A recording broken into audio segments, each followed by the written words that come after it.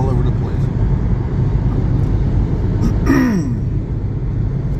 Mountains of Virginia. Isn't it pretty? Look at the farmlands and the old barns. Look at a round one down there. I guess that must be a milking barn. Old round one. I've never seen one like that. But these are the mountains. Taking a trip right now. So Thursday, I wound up going to North Carolina to drop off a puppy. Beautiful puppy. Already crate trained. That's the way the dogs usually leave our house. They're usually just about crate trained. You know what I mean? And we started with them. We got all these little crates, dog crates. We start with all the puppies at the end of it all. Dropped the dog off to a gentleman in North Carolina. When I got there, I noticed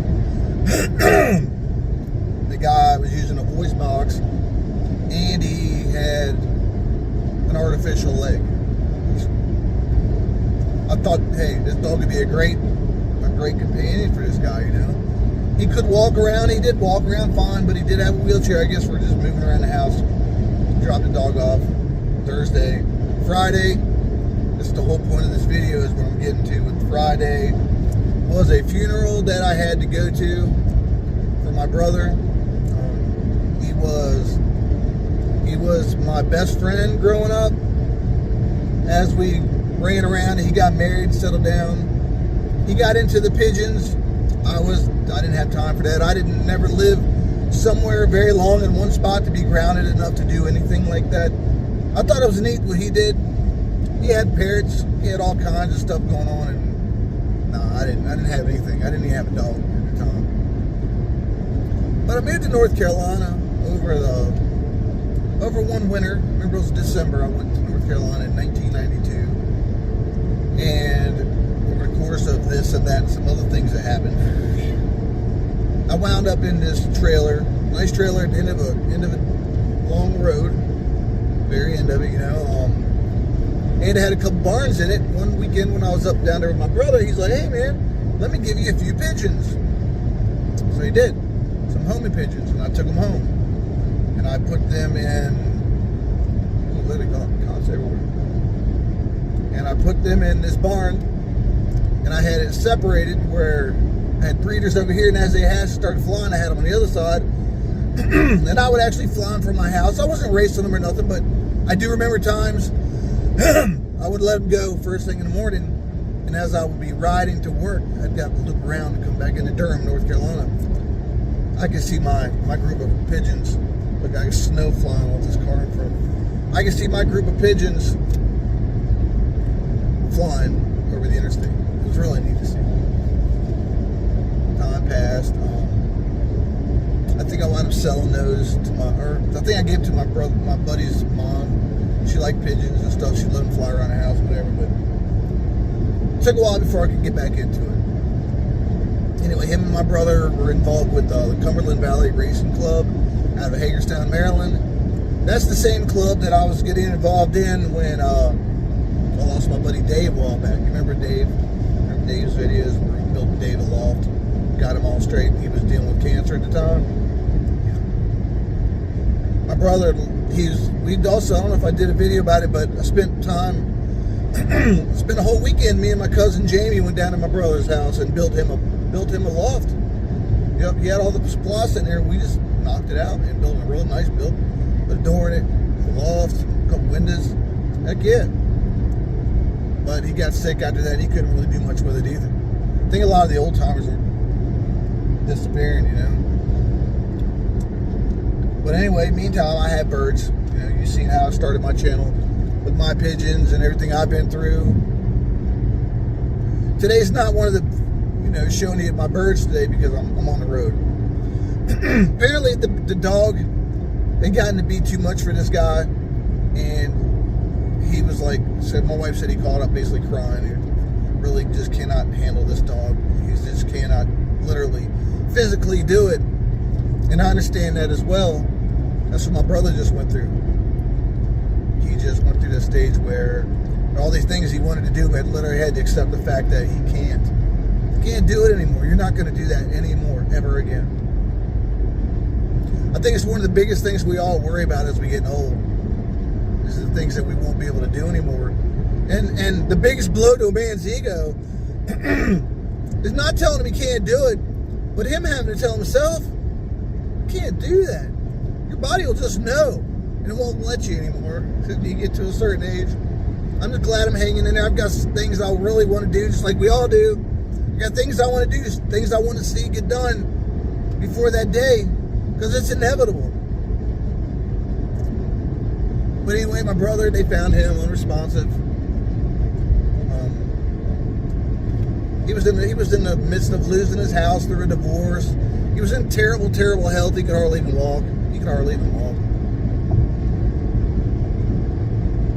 But you know what he wanted to do? All he wanted, since he was losing his house, was to find somewhere to live where he could have a little loft and have some pigeons fly around his yard. That's all he wanted. And we were really looking hard to try to find him a place. It's really hard up here where I'm at. It's getting really busy. They tear out a trailer park. Hold on.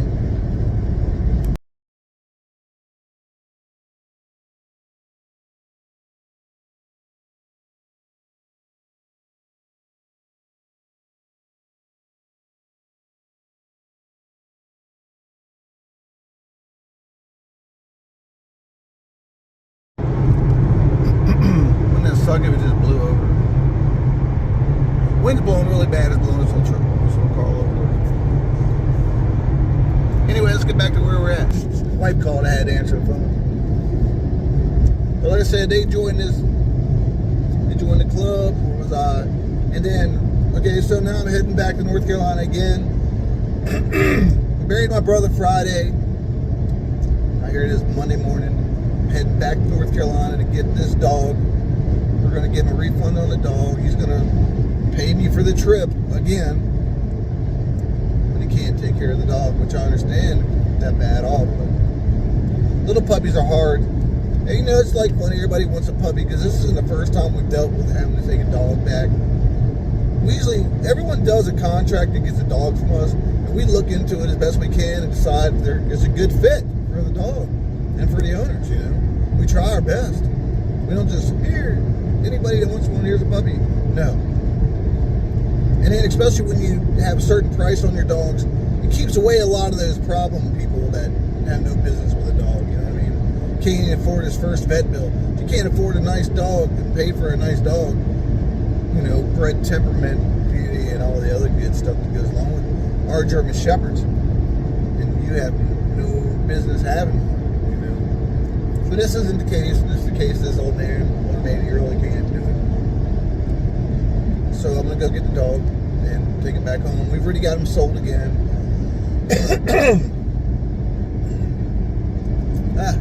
So my brother raced for a while, and I think he actually won one race back in the day. And while he was doing it, my older brother, Danny, he got involved in it as well, and they were doing it as well. Me, I was in North Carolina running, chasing other kinds of tail feathers, if you know what I mean. Yeah. Well, I came back up to West Virginia. You seen where I started with my birds, because I started this page at the same time. All because of my brother. Go to the pigeon shows. He was telling me about one just a couple weeks ago. We were sitting there the last time we went out to dinner together. He told me that our club was having one coming up, and I said, are you going? He said, no, I'm not going to be able to make it. And I was like, dude, you know, the only reason I ever got into this is so that I could spend time with you. And the last time me and him actually went somewhere together, his wife actually went to a pigeon show together is what I meant. His wife raised such a ruckus that they didn't talk for weeks, and from that she left. She moved out right after that. And I've always felt like it was kind of my fault, I guess. She didn't like me too much, I didn't like her too much. She found out he went somewhere, and then, it was with Terry too. Even though she knew he did this all the time. You know? That's what we did. Pigeons. Had nothing to do with other girls or doing stupid shit. Drinking, drugging, running around. No, it has on new birds. Can't have it all. The story is about my brother's pigeons from one year. I think his wife had bought him some birds They were descendants from Adolf Hitler's birds from back in the day. They had the pedigrees and bloodlines and that crap that goes. Sorry, Mr. Tractor Trailer. Pedigrees and bloodlines that traced back to Hitler's birds. They were very expensive. Had him in his pigeon coop. At one time, him and his wife and cute 3 kids went on vacation and had a, I think it was a niece of my brother's wife's niece, was watching over the house. They lived down the country. And he had 2 nice pigeon lofts full of pigeons. He had it going on, you know, that was his thing. And he came back from vacation and somebody had went in there and stole every single pigeon that he had out of both of those lofts. Then, you know, he rebuilt. Somehow the rats got bad in there. He couldn't stop them. They just tore everything up. It got real bad. And then he got all that straightened up. Like I said, we went out there. We built him a new loft where nothing could get in. And he had some pigeons for a while. And I don't know what happened. He couldn't take care of them anymore, so I'm sure he got rid of them. Another flyer down. That was my motivation.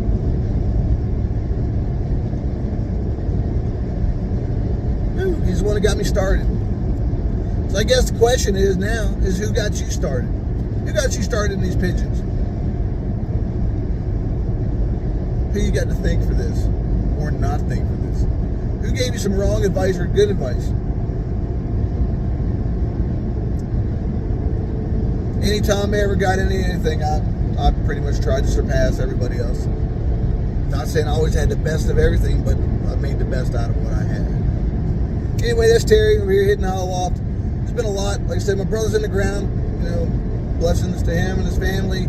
Prayers to him and me as well. You know, there's people praying for me. I'm praying for them. It was a heck of a loss for all of us. Keep your eye out for more videos. Hopefully here soon. Breeding season's coming. I'm going to see what I can do. Y'all have a great day.